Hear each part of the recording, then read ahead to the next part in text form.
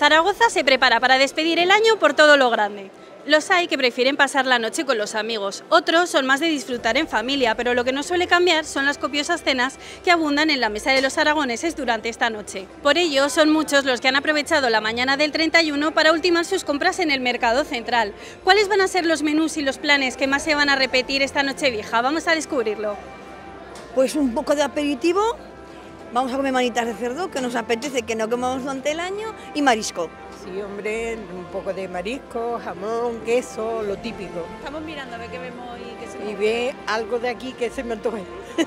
Para hoy tenemos chuletón, pero lo que hemos recogido ha sido eso y ternasco para mañana. Pues vamos a improvisar un poquito.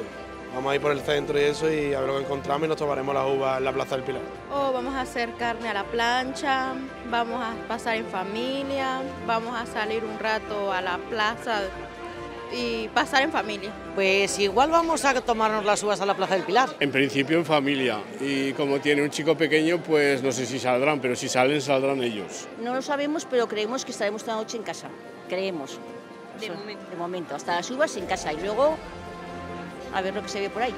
Bueno, con mi familia, que tengo hermanos, hermanas, sobrinos aquí, todos juntos, claro.